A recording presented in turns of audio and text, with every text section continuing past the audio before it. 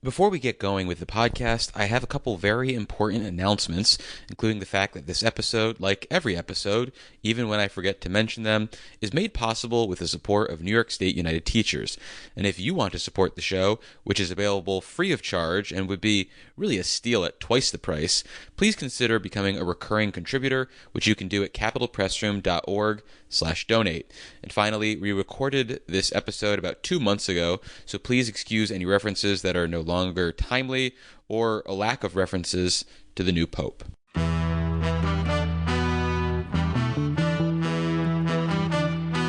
I've also declared war on potholes, so here's the first shot across the bow. Well, as you know, with Planet Albany, there's always something that makes the planet turn. And it's this amazing view of D.C., and Eddie Vedder comes out.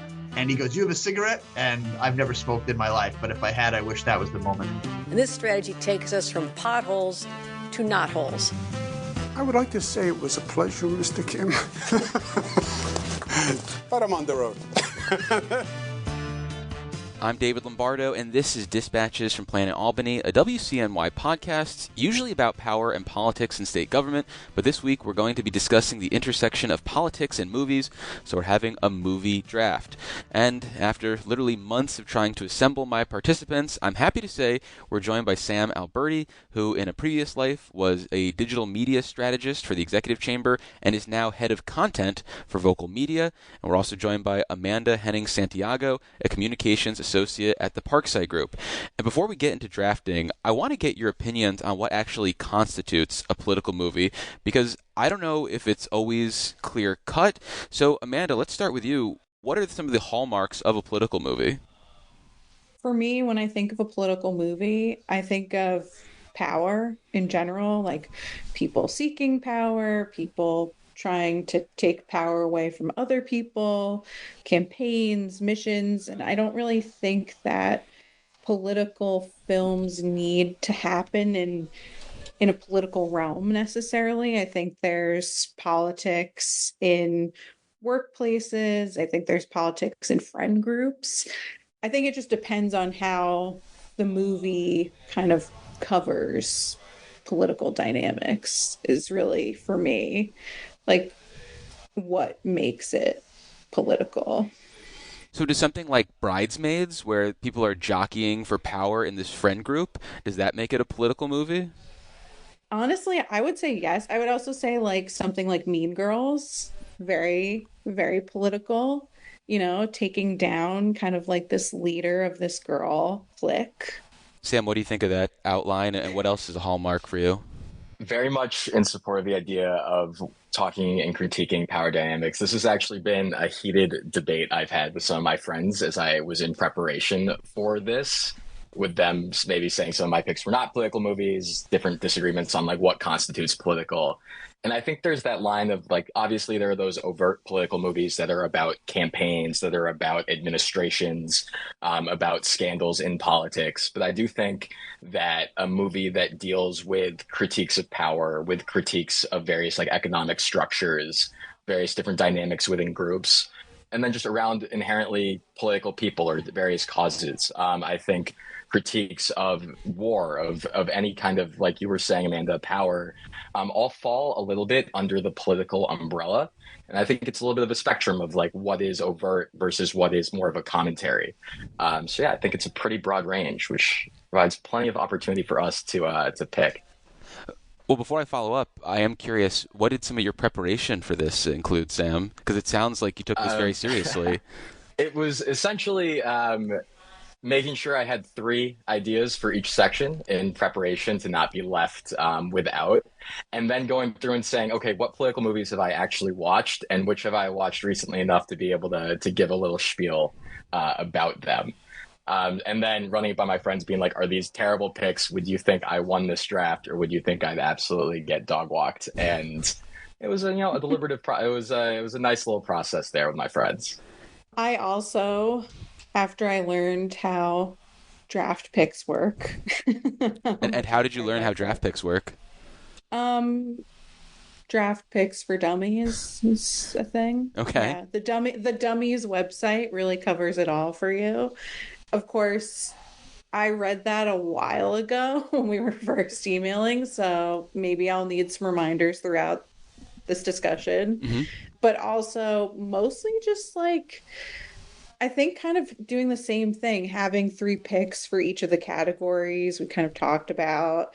And then I did have one really funny conversation with some coworkers about what their favorite political movies were. And none of them were impressed with my my number one pick. And then I was just kind of like, okay, like, do I know? Like, what is politics? It's only ever what I think about all the time at my job. But yeah, it just made me really like think more deeply about it and like what my opinions on it are. And then just sort of like I did do some rewatching of films because a lot of them I hadn't seen, especially the older ones, in a really long time. And I was like, I can't talk about this movie. Like, this is not fresh. Yeah. I found it hard to try to rewatch some of these movies just from a logistical point of view because so many of them were rent only, and trying to get this together in the last couple days, I didn't get to do my library borrowing trick of just getting DVDs. And so I ended up going to some of the free services that with ads, and then just going to some movies that I hadn't actually planned on doing. Although searching through Max, I ended up stumbling on a potential wild card, so I guess that was good. But Amanda, because of where you work, I imagine some of those people have ideas on what might make for a good political movie here in Albany, some of those people with decades of experience under their belt. So I guess I want to pivot to one more question before we get to drafting, which is what in the New York political realm, present or past, do you think might make for a good movie? Okay, so something that I've actually really been wanting for a very long time is a movie that's just, and this is definitely in the past and not present, is something focused on Tammany Hall and like the height of its power. I just feel like that, where is that movie? Like, You think a movie, not an HBO TV show like Boardwalk Empire? It's like an ongoing series? I mean, I'll take whatever content anyone is willing to produce on the subject. Yeah, I would love a long drawn out HBO prestige series about this. I would love a biopic on Boss Tweed. And I feel like we think about Tammany Hall as being such a long, like far off thing, but it wasn't really fully dismantled until like the early 1900s. And I feel like you still feel kind of like the waves of like those machine politics reverberating throughout. I think if I wanted a movie out of New York politics, I'm going to take a little bit of a different route and go kind of full surrealist, escape from New York type of vibe with Eric Adams and the War on Rats.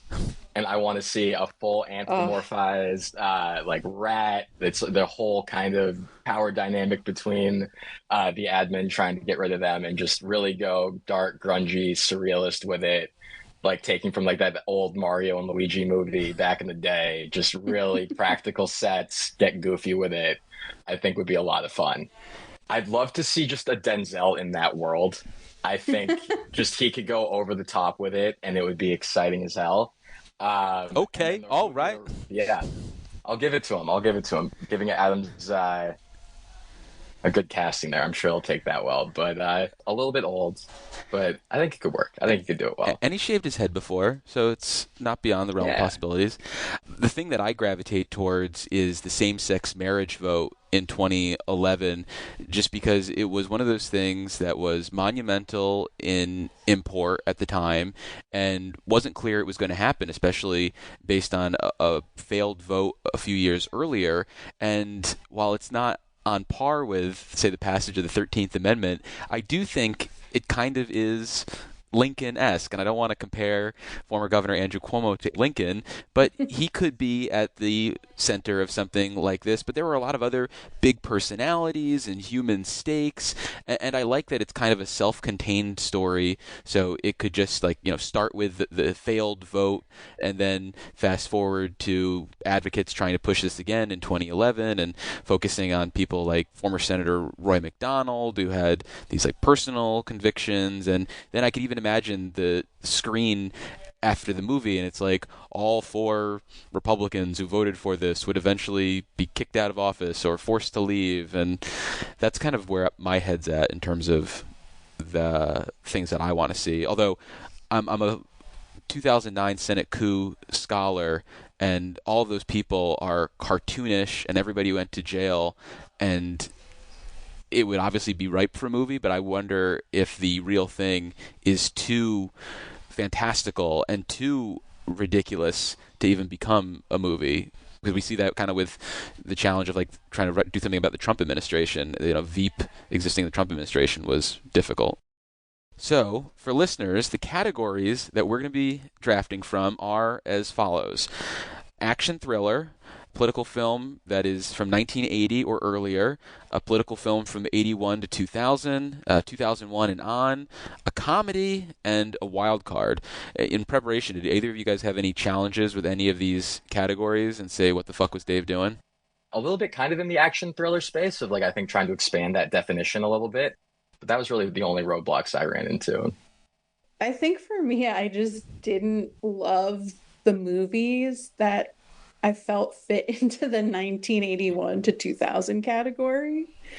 I don't know why. I just felt like that time period was really lacking in films that, there were films that obviously counted, but I just was I don't love these movies. Yeah. These movies just don't, they felt too much like I don't like to watch a movie and feel oh, I'm watching a movie right now. Very forced, a lot of forced kind of patriotism vibes. I don't know. I didn't love that category, so that made it hard for me.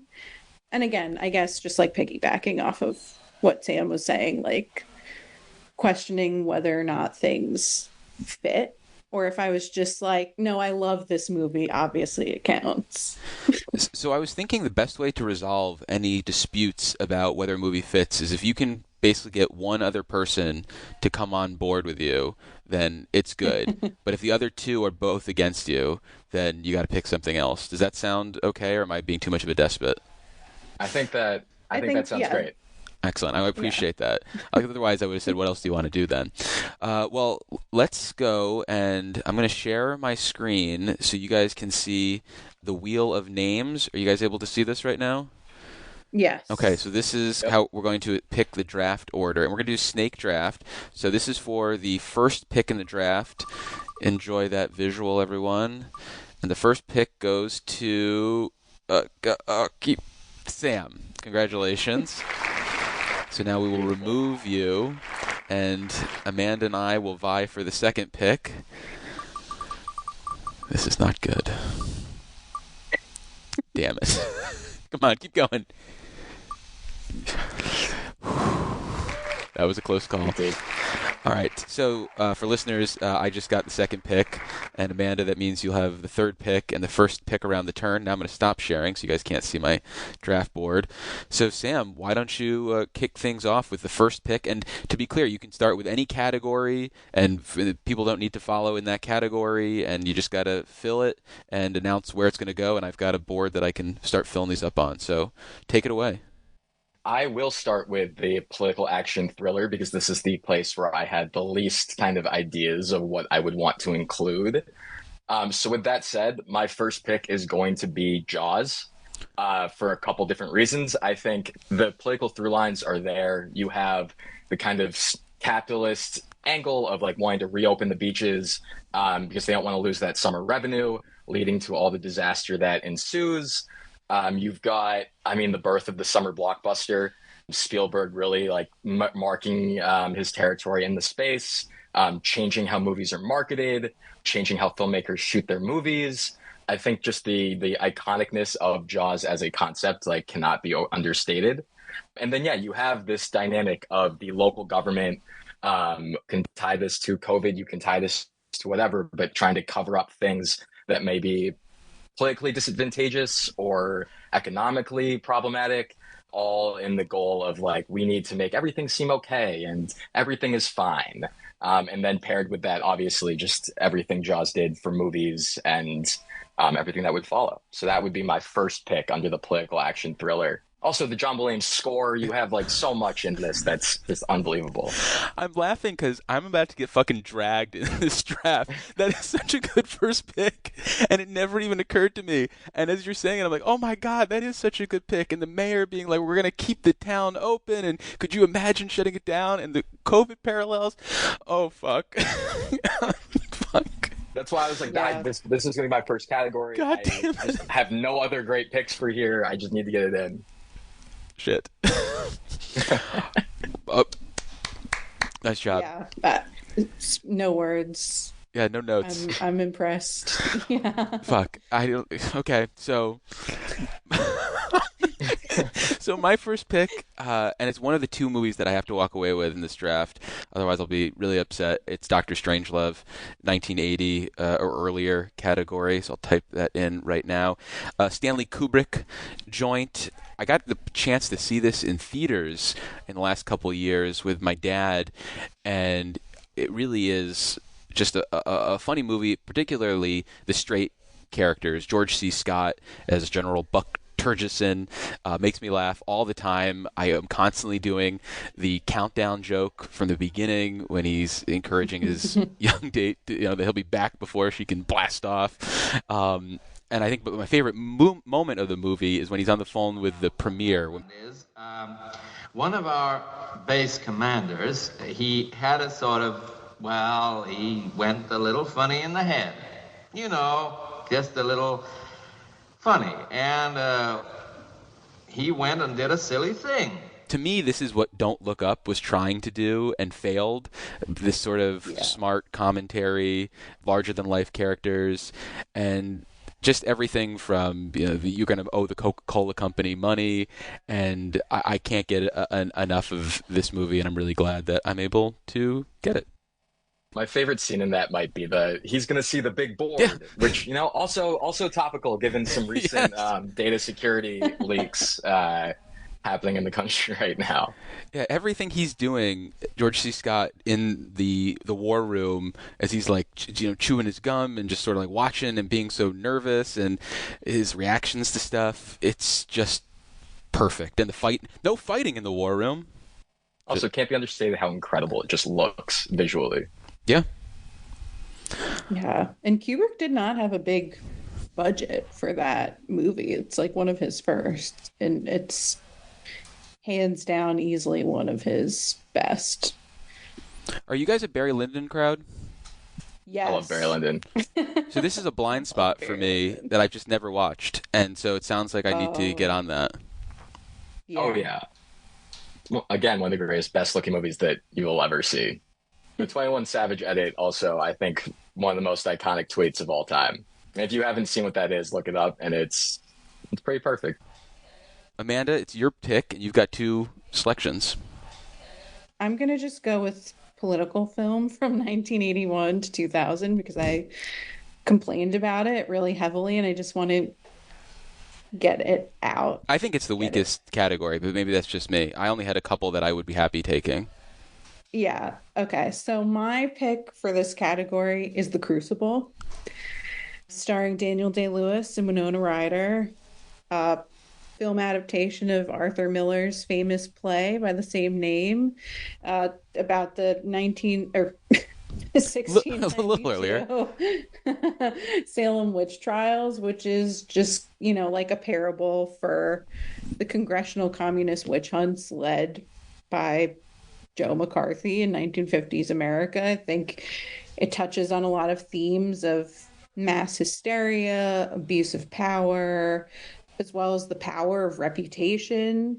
which can be used to suppress others. And it's kind of like just this great cautionary tale about unchecked power that still feels relevant today. I thought it was interesting. I've always been really fascinated by the witch trials, and I think it's interesting that like basically every person in this film who's a starring character like ends up being accused of being a witch at some point. Love Daniel Day-Lewis. Thought he was amazing in this, as he is in everything. I miss him. I wish he would come back and stop working in an atelier, which I think last time I heard is what he's doing. We all got to find our happiness in life. Yeah. Our purpose. Yeah. So that's a good pick, and I think, again, you guys are thinking outside the box, and I'm going to look like a basic bitch when we're done, but, great. And you get to pick again, Amanda. I'm going to go back to political action thriller. My pick for this one is All the President's Men. Just like an amazing high-stakes political thriller about investigative journalism, the Watergate scandal. It's based on what actually happened. For me, I looked at this category as whatever film gave me a lot of anxiety when I watched it. And I feel like, like the dark, shadowy meetings with Deep Throat and the movie building and sort of like learning, like following the money and just like eventually learning that this just like goes all the way to the top was really incredible the first time I watched it. Yeah, the idea that a journalism movie is a thriller might seem counterintuitive, but watching these two guys be like, well, we know M is MacGruber, no, M is this, or H is Haldeman, and them trying to like trick people it's tense. It's thrilling. Redford and Hoffman are just incredible throughout the entire They're so thing. good. It's also like a good buddy movie, or like Odd Couple-ish. Yeah, Odd Couple. They are not the same type of reporter. They are not the same type of person. The style of Dustin Hoffman, when he's grabbing the copy and then just reworking it without even asking, is appalling. Yeah, I have a lot of feels about the things that intersect with the media and how they portray media. And even though it's like 50 years before I was a practicing journalist, I still have opinions. I probably should shut the hell up. But I don't know if you guys feel that way as you think about political movies being in, at least even tangentially involved in government.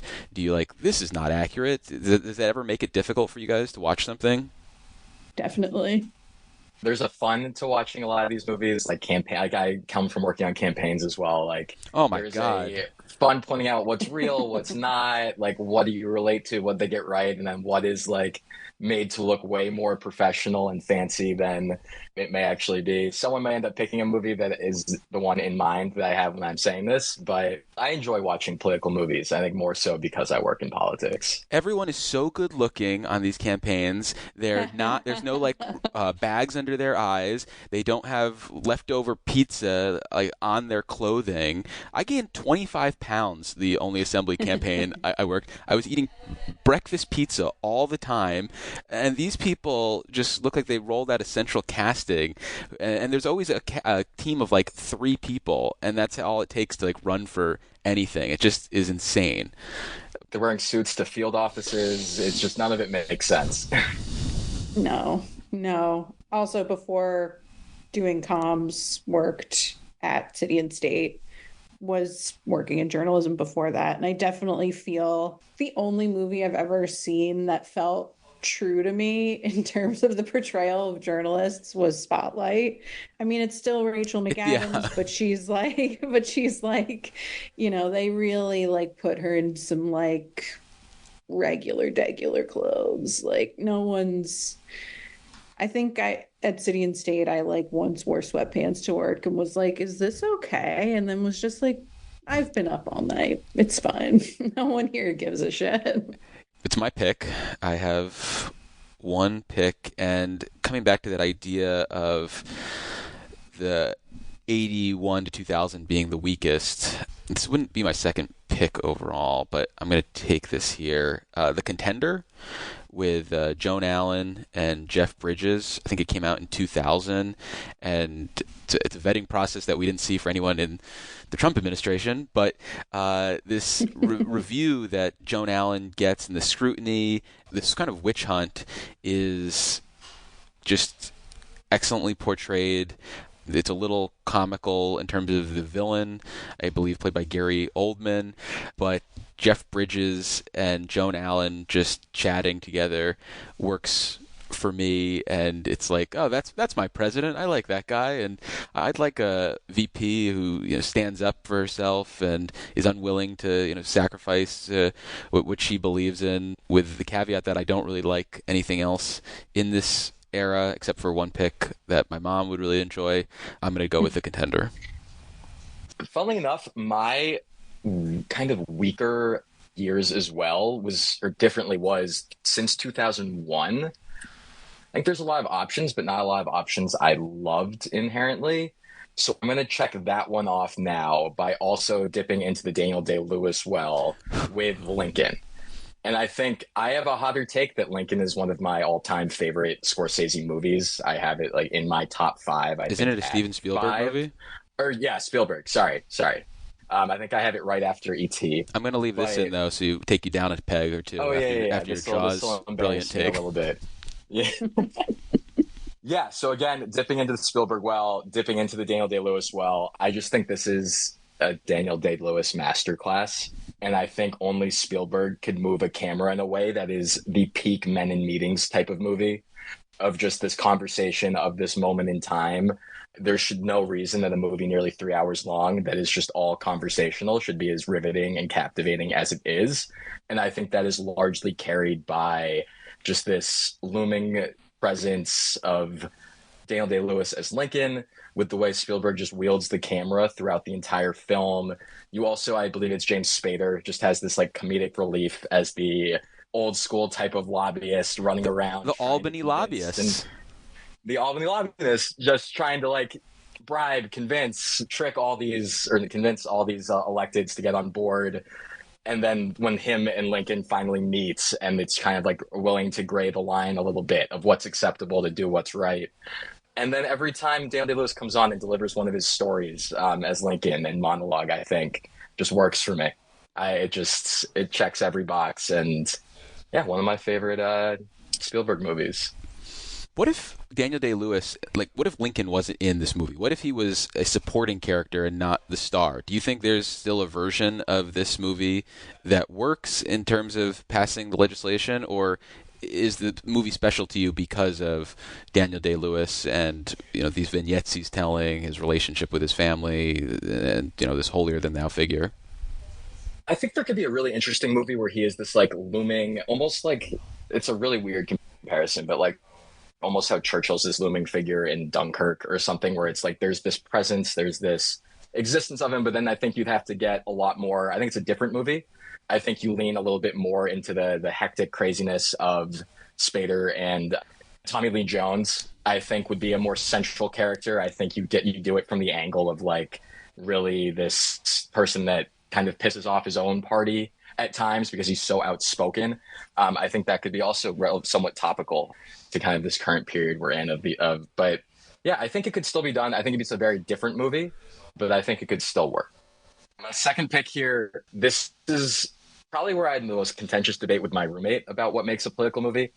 This is my favorite movie of all time, and it's nothing sneaky, it's nothing new, it's nothing outside the box, but I'm going to go with Before 1980, and I'm going to go with Apocalypse Now.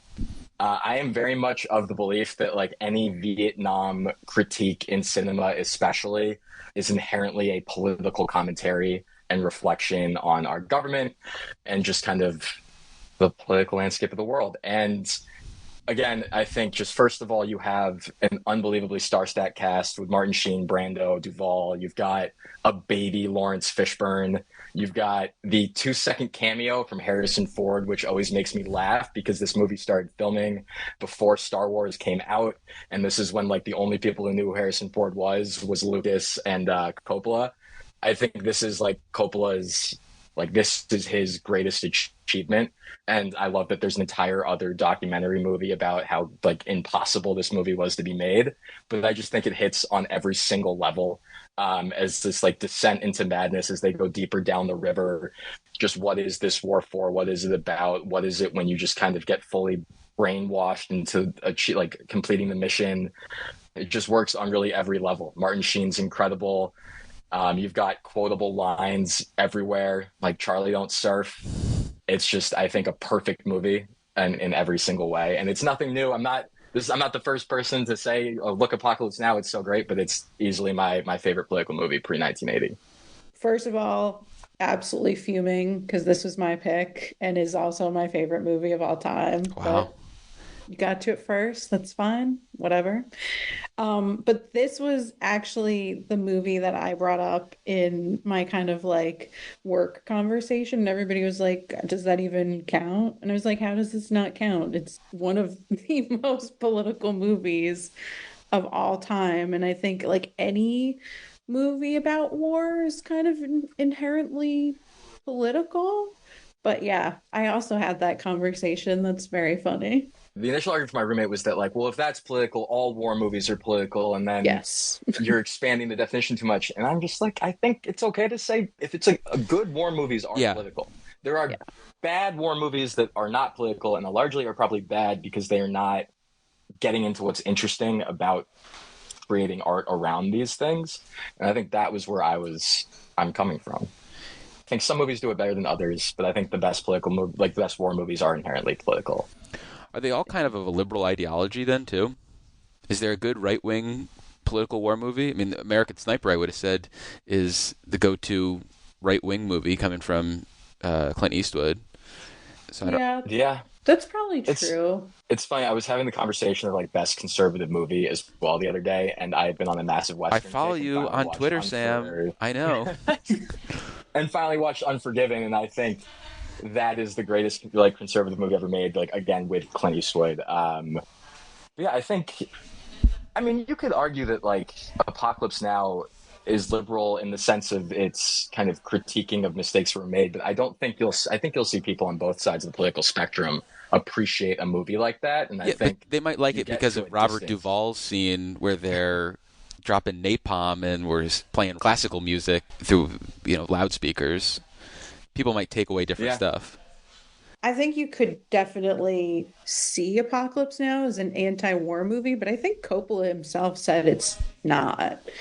It's just a movie about war itself, what happens, like the reality of it being on the ground, like people are attacking us, we're attacking them, like we have these orders, we're not really thinking that much about it, and sort of like the corrosion of morality, as you just get more and more immersed in a world where you're just killing and kind of losing the thread. I feel like so much of that movie is about just kind of like, wait, like we're doing all this to kill an American colonel who's gone insane, and we're sort of allowing all of our American troops and Vietnamese civilians, and I guess Cambodian civilians at the very end, to like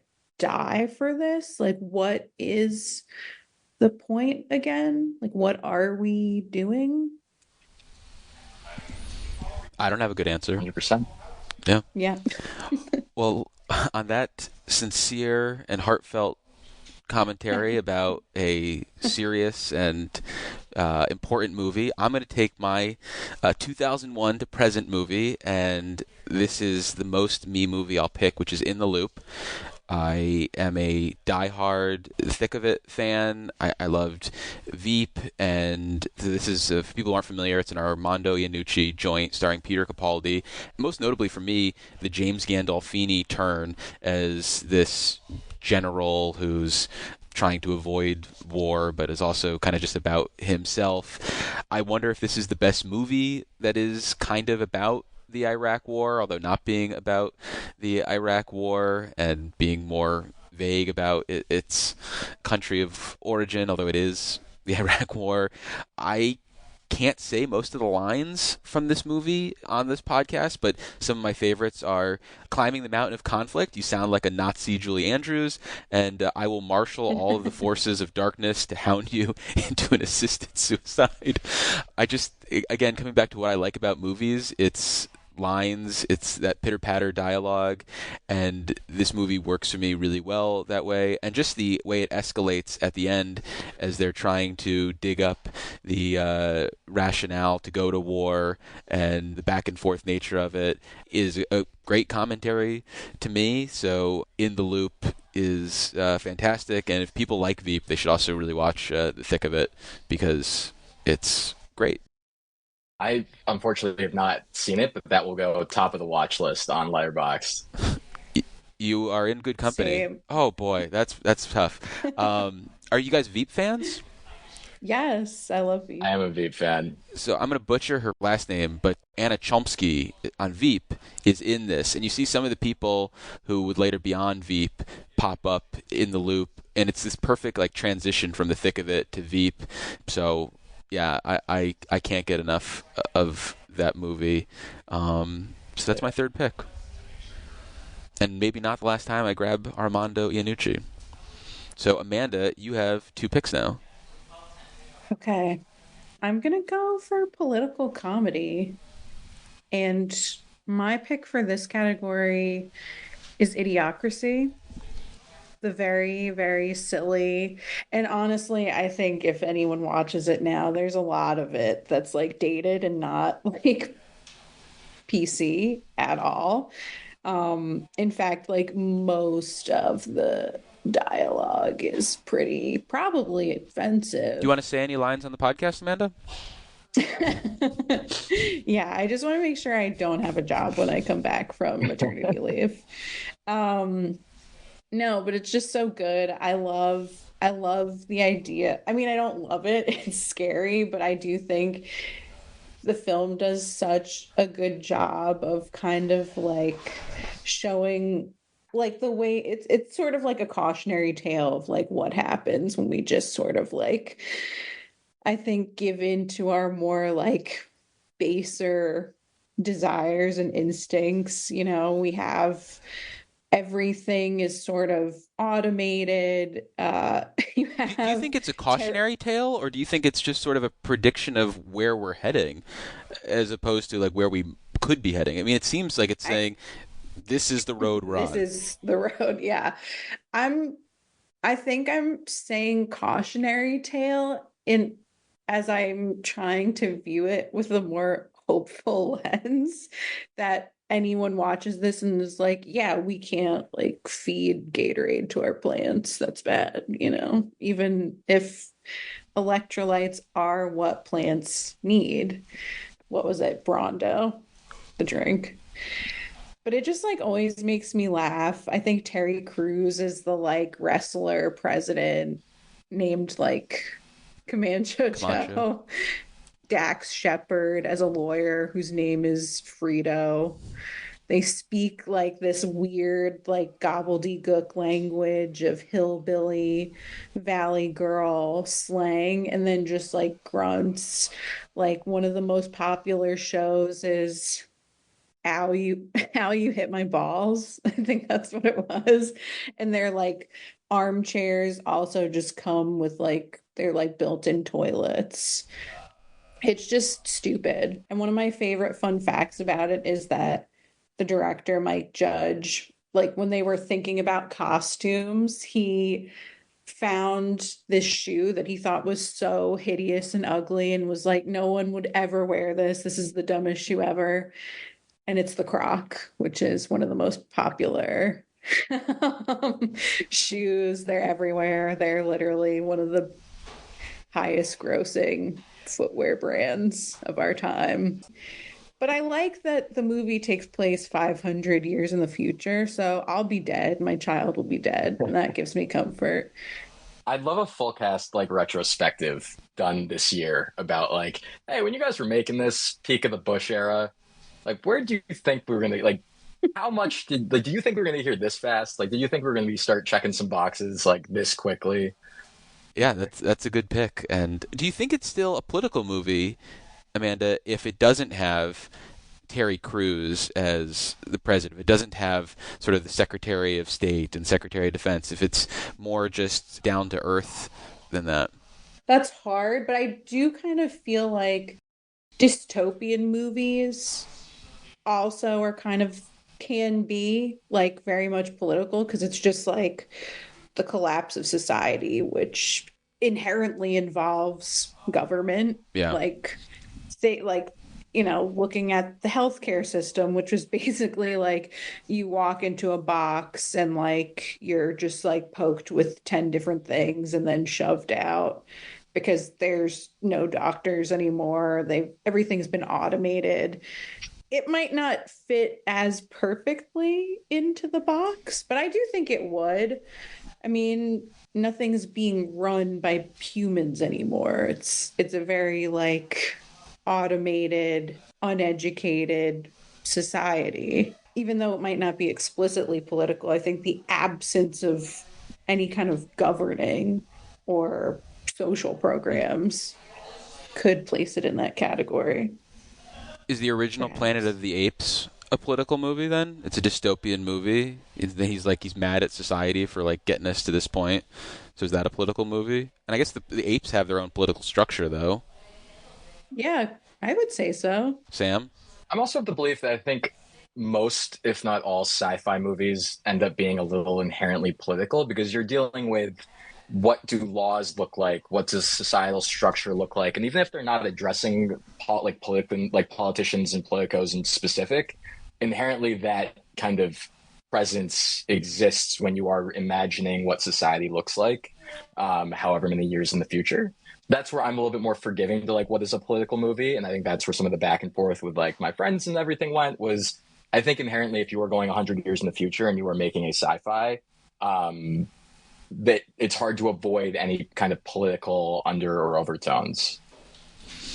All right, we got to speed this up. Amanda, you have a second pick. Okay. I guess I'm the one who's causing problems too by asking questions, so I'll shut the fuck up. Political film from 1980 or earlier. I'm going to go with Mr. Smith Goes to Washington. Way earlier. Way earlier. way earlier. Although I have some funny thoughts about this movie because it's just so earnest. It's like a classic kind of idealist versus corruption tale about this senator who was just sort of like plucked out of obscurity to like replace a senator that died. And this is one of those moments where I'm just like, well, where's the special election? Like, they're just going to pick, like, he's just going to be in the U.S. Senate now because the governor. Each state has a different system. I mean, that's true. In New York, that's how we got Gillibrand. That's true. That's true. And I meant to look up what the 1940s election laws were, and then was like, that's not the point of this.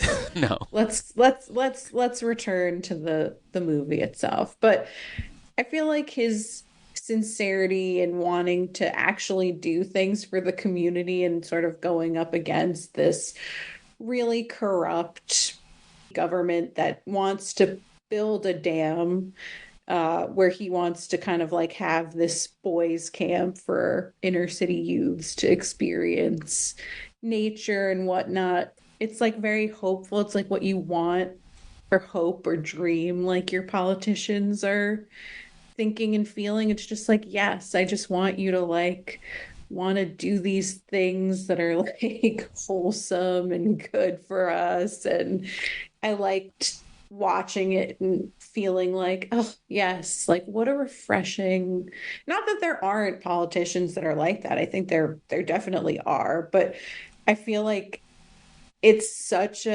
so many films about politics now are super cynical. So it was like kind of a nice breath of fresh air. Of course, I think it's really, really unlikely that a first term senator in his first 5 days of office is gonna like bring a bill to the floor and Well, you know. and the bad guy just basically is like, filled with remorse. I'm going to commit suicide. And when does his character get corrupted? Is it the next day? Like, how quickly does he become like a party machine? He's like, oh man, I got to run for re-election. Shit, this is. I kind of like this job. They're paying me how much? I get what perks? I just wonder exactly. how Mr. Smith stays in Washington. What that is like. Much darker. Yeah. So, comedy, and again, I was going to pick. I'll just say it, Death of Stalin, but. And I even forecasted that earlier, but I have Armando Iannucci in The Loop, and it's doing the same type of thing, although it still makes me chuckle. But I'm going to go somewhere else, something that I got a reminder of by one of Sam's tweets recently, I think, and that's a Burn After Reading. No, this is... Hey, good. Oh, okay. That was on my list of things I was thinking about picking, but not my number one for this. So. Okay, good. Well, I'm taking Burn After Reading for comedy. I think it's a political movie, even though I don't think there's any elected officials in it, but there are bureaucrats in it, and I think that can make the thing a political movie. And J.K. Simmons talking and like these after action about, what do we learn from this? I don't know, sir.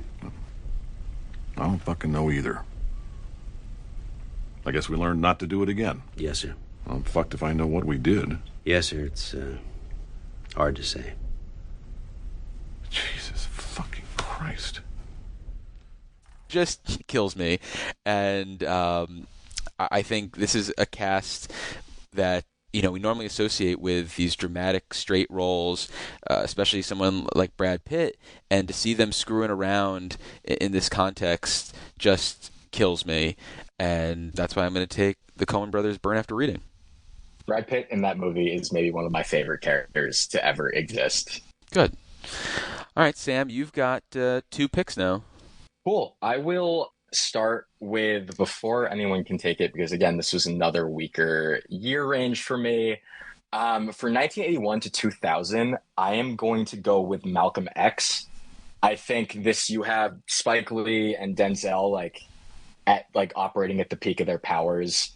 It's a true biographical epic of this life of this legendary human rights figure, diving into this complex relationship between both his public and private life, the different things he struggles with internally and also obviously externally. And I just think it's one of these movies that you are almost exhausted start to finish. It covers in such depth and in such captivating way this entire life of this historic figure. So I would have to go Malcolm X for 80 to 2000. So since you were vulnerable earlier, Sam, I will say that I have never seen Malcolm X. I think in part because, to me as an outsider, I'm looking at it and it covers such a long period of time, really, from birth to death, and it's just like, I don't know how much of that I can handle, just because I find all of it to be condensed usually. But with your endorsement and you feeling comfortable picking it here, I guess I need to try it. Oh yeah, Denzel is absolutely incredible from start to finish, truly. Second pick, I'm going to take this. This is what I thought you were going to say because I have tweeted about it recently as well. I'm going to go in the political comedy space. A little bit more of a satire than the comedy, but I am going with Verhoeven's Starship Troopers.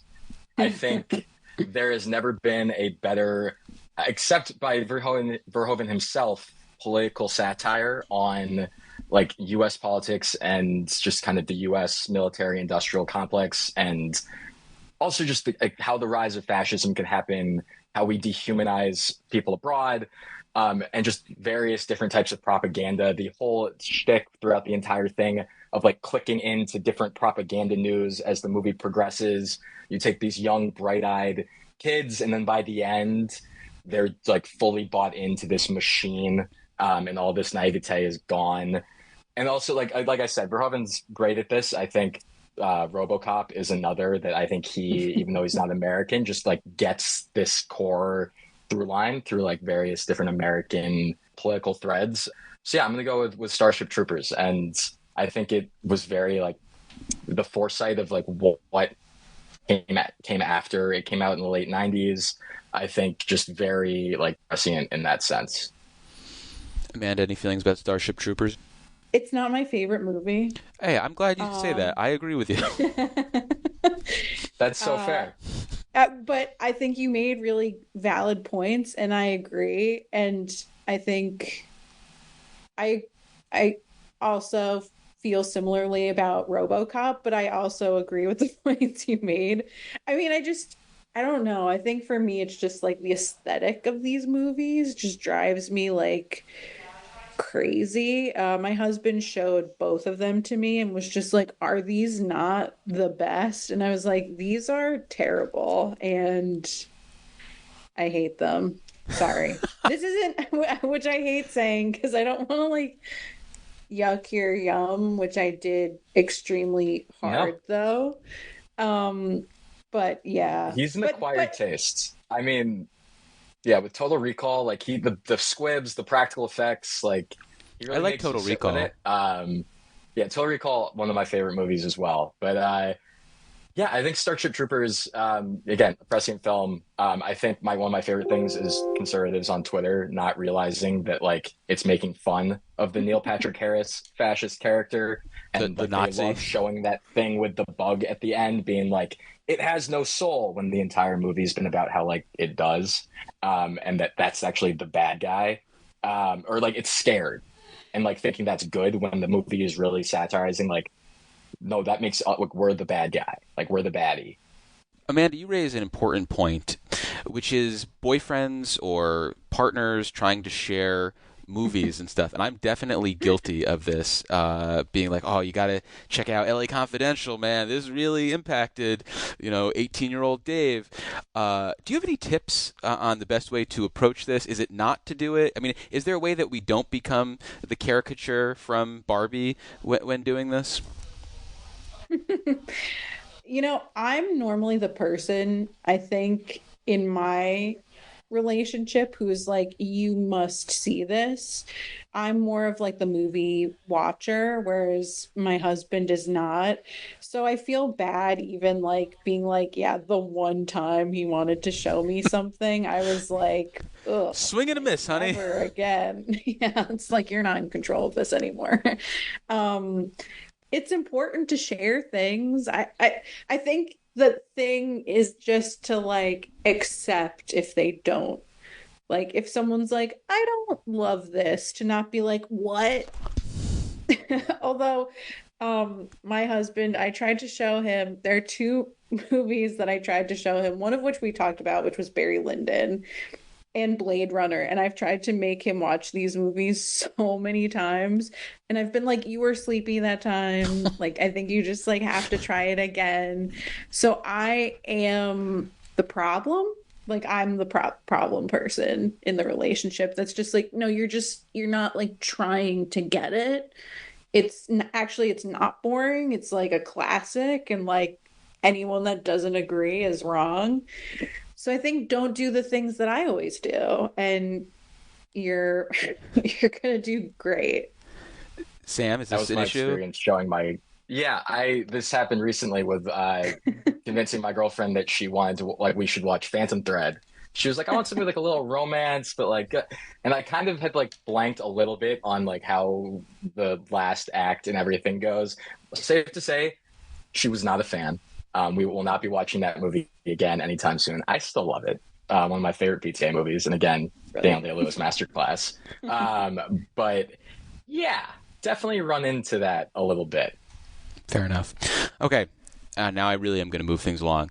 Action thriller. I am going to go with 7 Days in May. Have either of you guys seen this film?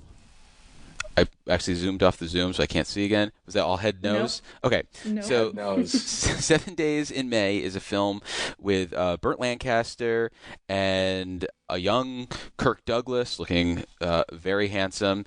And basically Kirk Douglas stumbles on this effort led by Burt Lancaster to overthrow the president. And it happens 7 days in May. And I think Frederick March plays the president, and it's kind of about trying to prevent this coup. It's a John Frankenheimer film, and again, it's one of those ones that I think has not really been widely seen, and the problem that they're dealing with is this Cold War concern about this nuclear disarmament treaty that the president signed, and he's seen as kind of being like too soft, and it really appeals to kind of the liberal sensibilities about government and the role of the military and having kind of the civilian-led military. So if you haven't seen it, I highly recommend 7 Days in May. Again, I think it's a 1964 film, just like Dr. Strangelove, so I don't know what was in the water that year, but my pick is 7 Days in May for action thriller. So now, Amanda, you have your final two picks. I'll start with political film since 2001. I'm going to go with The Apprentice. Which I just saw based on your recommendation in the Parkside newsletter. I'm curious to hear your thoughts. Enjoyed it. Yeah, I handed the DVD to my parents, told them they should watch it. It's amazing. And I really, really feel like Jeremy Strong was robbed of that Oscar/Golden Globe.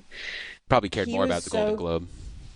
Yeah, definitely. Getting the highest honor. Yeah, with the Hollywood Foreign Press. Sorry, keep going. I apologize for interrupting. No. It's great. It's a look at young kind of Donald Trump's rise under the mentorship of Roy Cohn. In the beginning, I actually was kind of anxious when the film started because I was like, please don't make me feel like empathy for this man. Like, it was like, his dad's so mean to him. But then obviously as the movie progresses, you're like, oh no, this is very bad. It was super controversial. Like, people couldn't get it distributed. It had such a small kind of quiet release. But I just love like the exploration of this kind of like eagerness to win and the ambition, and just eventually, superseding Roy Cohn, this like cutthroat attorney who was his mentor, and just, becoming the president we all know and love today. And it's got a Roger Stone reference in it. Yeah. Which is big for New York. And Roger Stone, even on Twitter, was like, Jeremy Strong deserves this Oscar. And I absolutely hate saying that. So. And your second pick, your final one of the draft, wild card. This was tough. But I'm going to go also again with a kind of more recent movie and go with Conclave, which I don't really know if this is such a wild card pick. It feels like such a political movie. It's just very removed from, I guess, U.S. American politics, but it's also not, because it's the Pope. Well, and just to be clear, wild card means you can pick whatever you want. It doesn't need to mean like, oh, this is a wild pick from Amanda. It just means you have free range to do whatever the hell you want. I was trying to think more abstract, but it's not really. So that's my wild card pick. I enjoyed it. I liked it. I liked all the hushed whispering. The ending, I thought was great. It was such a good cast. I really also appreciated Isabella Rossellini's 5-minute monologue that got her an Oscar nomination. And I don't know, I thought the visuals were also just so beautiful. I just really loved the way the Cardinals vape smoke. Yes. Bring back vaping. Just filled the room while he was eating his tortellini. And I've also heard Conclave be compared to Cardinal Mean Girls, which I think feels very true. There's something kind of campy about it, I guess. There's a lot of pageantry to the Vatican, to that environment, which I really loved. I loved the cinematography throughout, just showing the scale of these churches and just spicing up what is another Men in Meetings type of movie. I thought it was just a great time all around. So it's my last pick, which is also wild card, and I rewatched Recount last night. Have either of you guys seen this movie? It's an HBO movie from I think 2008, directed by Jay Roach, and it's about the 2000 recount. Have either of you guys seen this one? I have, but 14 years ago when it came out. Yeah. Yeah, it's not fresh. So I was originally gonna this is my great wild card pick because I didn't think this other one was gonna be on the board. But again, I like Recount a lot because they've got Call Roger Stone at one point, Congressman Kickass, that's former New York Rep John Sweeney, are portrayed in this movie, are referenced in this movie. But because it's still on the board, and I have to be true to myself, I'm going to go with the 1964 film Failsafe, which is basically the other side of the coin with Dr. Strangelove. And I'm sticking way too close to the same type of movie, but it's basically like, what if this really happened? Because there's not necessarily a Nazi Dr. Strangelove guy. There's real humans and stuff. And it's a Sidney Lumet movie, and I think whenever Sidney Lumet is doing these things that are kind of like a play, like 12 Angry Men, I think he really comes alive and makes what are films that are primarily dialogue based really crackle. And I think it helps that he's got Henry Fonda, Walter Matthau, Frank Overton's in a big role, and a young Larry Hagman working alongside Henry Fonda. I am always in tears by the end of this movie. I won't spoil it for anyone who hasn't seen it, but it's a darker ending than Dr. Strangelove even, and it's one of those movies that I try to actually push on people. We talk about recommending films, but my friends who are constantly looking for things to watch and are comfortable going black and white, this is something that I will always turn to. And came out, again, that 1964 came out the same year as Dr. Strangelove and 7 Days in May. So Failsafe, which has also been, I think, made into like a TV movie at some point on like CBS, and it's probably something like George Clooney spearheaded because he always loves readapting these classic things. So that is my wild card pick. And Sam, you have the final pick of the draft. Awesome. I honestly love some of your picks just because I feel like I'm going down this lane of like, it's not hard to pick like these big iconic movies, and so I'm loving this kind of off the beaten path, the movies I haven't seen and need to get around to, and probably a little bit more on direct theme. But as my wild card pick, I'm going to go with a more recent movie. This is something like even on this call I've debated of like what I was going to go for. I am going with a Scorsese movie. Is it Schindler's List? There we go. Thank you. You slip up one time, and it follows you forever. So tell us why you're picking Minority Report. Why is it? That was actually almost the pick as well. It is Killers of the Flower Moon. I think it is maybe not the most overtly political movie Scorsese's ever made. A lot of Scorsese's movies are about this core story of like America and capitalism and where this all kind of intersects. And I think it succinctly tells a really powerful story around like the history of this country is filled with like deeply evil, prominently white men in suits with silver tongues who rob people from under their noses, both subtly, overtly, convince them they're on their side. I think Lily Gladstone delivered an unbelievable performance. I honestly think De Niro was robbed of an Oscar for what he's able to do in this film. I thought Leo was great. What it reckons with, can you spot the wolves in this picture? I think it's pretty ruthless in like what it is trying to depict. And the decision, which rumoredly is from Leo, of not focusing what the book focuses on, which is the FBI and that investigation, but really centering Lily and the Osage tribe, is really a powerful choice. And then overall, I really, and spoiler alert for anyone who hasn't seen it, but the ending, and it's real life ending, yeah, but where Scorsese comes out and reads the obituary, and it's like their names. I think it was something on that their names were something about the cause of death on the tombstone. There was no mention of the murders in their obituary in the story of what happened. And I think it's also Scorsese when he comes out on stage reflecting on his own role in telling these stories. It's like as an artist, like what is changing, like almost capitalizing on these traumatic stories, but like what is my art doing to actually move this forward or have any impact and I just think it's like a really powerful piece for the director, who we've seen so many directors at the end of their careers that like maybe fall off a little bit or make art that's not as powerful. But I think Scorsese is only continuing to get better with everything he's making. And so that would be my wildcard pick. A lot of head nodding. I love that movie.